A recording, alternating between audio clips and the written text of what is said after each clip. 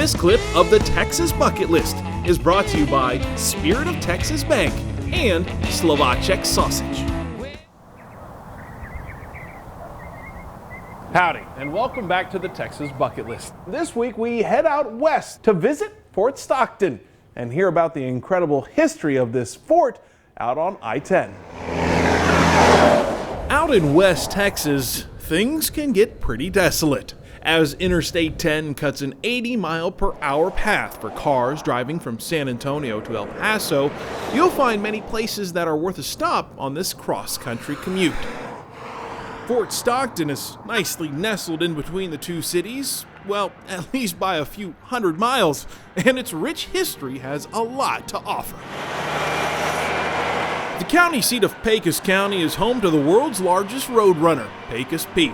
But we're here to learn a little history about the town's namesake, Fort Stockton. It's a Texas history experience. Robert Preston is one of the dedicated historians at the fort, along with Fort Stockton Mayor Bill Lanham.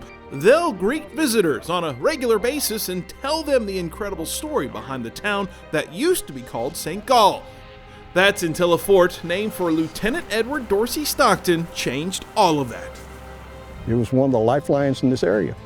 A lot of the civilians moved close to the forts because they knew if they could grow hay, vegetables, produce horses or livestock, that they could have the opportunity to sell them to the Army for cash money.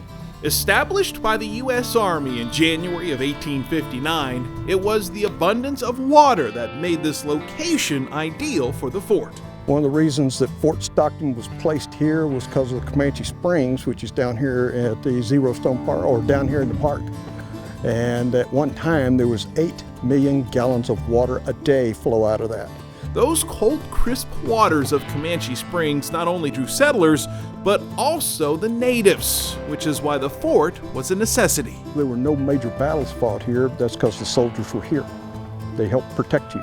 So this isn't original by any means. These are reconstructions of... Yes, they're reconstructions of adobe blocks that were made here, but they're on the existing foundations, the original foundations. And this was a barracks. And this is a typical barracks. Now you'll find a museum and mock-ups of what the fort looked like all those years ago. You'll notice that the bunk beds are reproductions of the time period. So this is like a bed they would have slept in at that time period. Those are oak boards.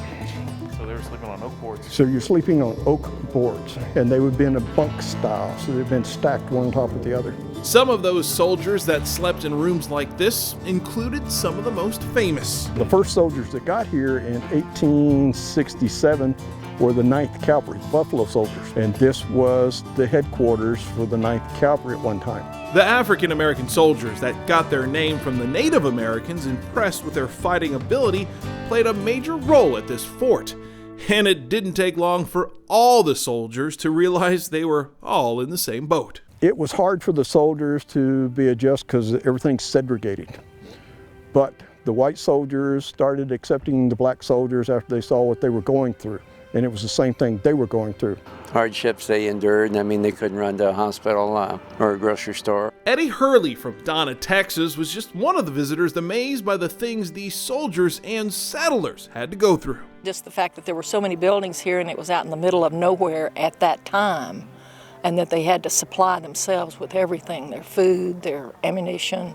It would be rough. Pete Langston is another Texan that also served in the armed forces, but can't compare his situation to these members of the military. I'm a veteran myself, but I didn't go through what they had to go through. And they went through the hard part of life.